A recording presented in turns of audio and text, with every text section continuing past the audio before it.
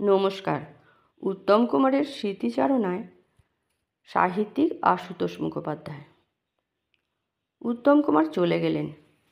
চির বসন্ত প্রাঙ্গণের দক্ষিণের জানলা দরজা সব বন্ধ হয়ে গেল। এ কি কল্পনা করাও সহজ? তবুও তাই ঘটেছে। উত্তম প্রেমিক হাজারে হাজারে কাতারে কাতারে মেয়ে পুরুষের মুখে এই অকাল বিয়োগের অব্যক্ত হাহাকার চোখের সামনে দেখলাম। মনে হচ্ছিল তাই দেখে মৃত্যুও লজ্জিত, কুণ্ঠিত। তাঁর সঙ্গে প্রথম যোগাযোগের দিনটা স্মরণ করতে হলে অনেক দূরের অতীতের দিকে তাকাতে হবে। 1957 সাল। টালিগঞ্জ স্টুডিওতে জীবন তৃষ্ণা ছবির শুটিং চলছে। কাহিনী আমার। কয়েকটা সংলাপ অদল বদল করে দেবার জন্য আমার ডাক পড়েছিল।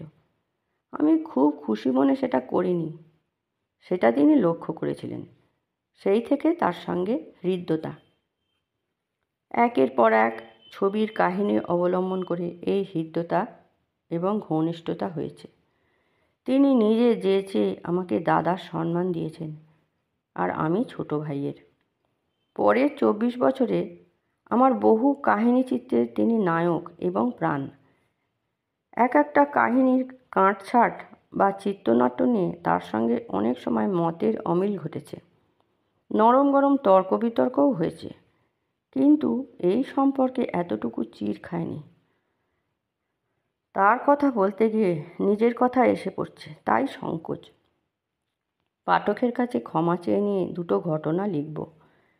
একটার সঙ্গে তার বিশাল শিল্পী মানুষের যোগ, অন্যটার সঙ্গে রক্ত মাংসের মানুষের একটু প্রচ্ছন্ন বেদনার। প্রথম ঘটনার সূত্রপাত 1965 সালের এক পয়লা বৈশাখের সকালে।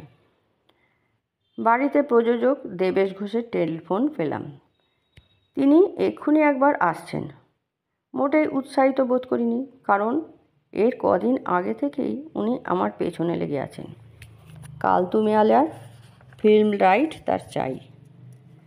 নায়কের ভূমিকায় উত্তম কুমার অভিনয় করবেন শুনেও আমি ওই বইটার চিত্তস্বত্ব দিতে রাজি হচ্ছি না দেখে দেবেশ ঘোষ খুব একটু।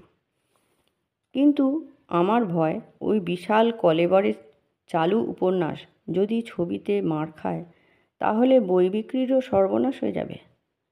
যাই হোক, দোতলায় দাঁড়িয়ে অপেক্ষা করছিলাম, আবার দেবেশ ঘোষকে ফেরানোর মতলবও করছিলাম। ধূসর কাঁচ তোলা একটা চকচকে গাড়ি বাড়ির দরজার সামনে থামল। এরপর আমি নামলাম। দেবেশ ঘোষের পেছনে নামলেন নীল গগলস পরা উত্তম কুমার। গাড়ি থেকে নেমেই দেবেশ ঘোষ চৌকিতে তাকে নিয়ে নিচের বসার ঘরে ঢুকেই দরজা বন্ধ করে দিলেন। 65 সালে তো উত্তম কুমার খ্যাতির উত্তুঙ্গ শীর্ষে। এদিক ওদিক থেকে 2-4 জন তাঁকে ঠিকই দেখে ফেলেছেন। তার ফল বলছি। আমি এবং আমার স্ত্রী নেমে এসেছি।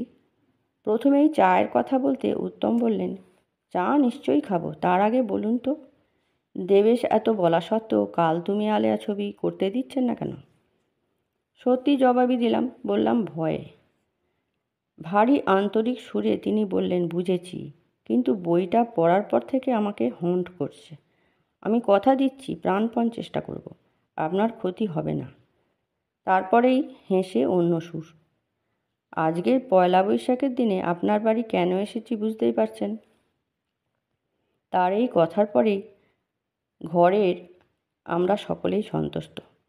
দরজায় দমাদম ধাক্কা, বাইরে একসঙ্গে অনেকের চিৎকার। একজন এসে খবর দিল বাইরে 150-200 লোক জমেছে। তাই শুনেও উত্তম কুমার আবার হাসলেন, বললেন, ছবি করার পারমিশন না দিলে বারবার আসবো, লোকে আপনার বাড়ির দরজা জানলা খুলে নেবে। ভেঙে পড়ো দরজাটাকে প্রাণপণে ঠেসে ধরতে ধরতে উদ্ভ্রান্তের গলায় বলে উঠেছিলাম, না না না উত্তম, আমি তোমার কথা সব শুনছি, পরে শুনছি। তুমি একটু বসো, আমি ওদিকটা আগে সামলাই, নয়তো বাড়িটাই এবার ভেঙে পড়বে। পুরনো বাড়ি বলতে বলতে অন্য আর একটা দরজা দিয়ে বাইরের বারান্দায় বেরিয়ে খ্যাপা ভক্ত স্রোতকে নিরস্ত করার জন্য কথা দিতে হয়েছিল। চলে যাওয়ার আগে তাদের গুরুকে নিজের সঙ্গে করে ওই বারান্দায় দাঁড়িয়ে সকলকে দর্শন করানোর দায়িত্ব নিচ্ছি। আমার যতগুলি ছবি করেছেন উনি, তার মধ্যে কাল তুমি আলেয়াই সব থেকে ভালো এমন কথা বলছি না, কিন্তু ছবিটা সম্পর্কে আমার সংশয় ছিল।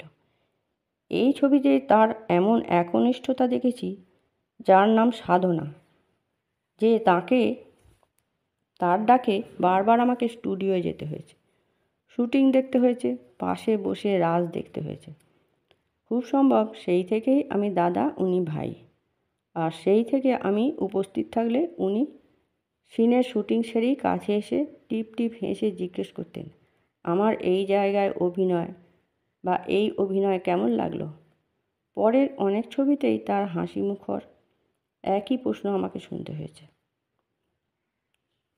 কাল তুমি আলেয়া সিনেমার প্রিমিয়ার শো দেখে তার হাতখানি নিজের দুহাতের মধ্যে ভরে বলেছিলাম, আমার এই মেয়ে শুধু যোগ্য হাতে নয়, সর্বোত্তম হাতে পড়েছে। তোমার কাছে হেরে আমি সব থেকে বেশি জিতেছি।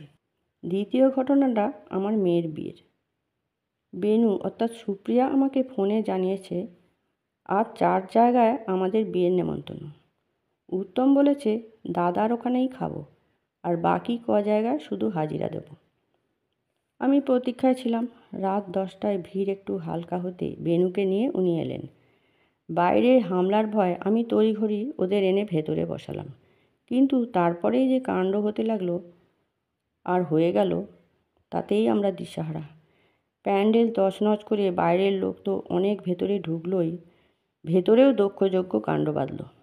যারা খেতে বসেছিলেন তারা খাওয়া ফেলে ছিঁড়ে ছুঁড়ে ডেকোরেশনের পর্দাগুলো টেনে নামিয়ে উত্তম কুমারকে দেখার জন্য হুলুস থুলুস কাণ্ড বাঁধিয়ে দিলেন। সচকিত উত্তম কুমার তক্ষুনি উঠে পড়ে বেদনাক্ষুব্ধ গলায় আমায় বললেন, দাদা শিগগির আমাদের বাইরে নিয়ে যাবার ব্যবস্থা করুন, নইলে আপনার সব আয়োজন পণ্ড হয়ে যাবে। আমরা কোথাও গিয়ে বসে খেতে পারি না, এইভাবে তাড়া খেয়ে আমাদের পালাতে হয়। আপনি দুঃখ করবেন না। ভিড় ঠেলে নিজেই ওরা দ্রুত বেরিয়ে যেতে লাগলেন।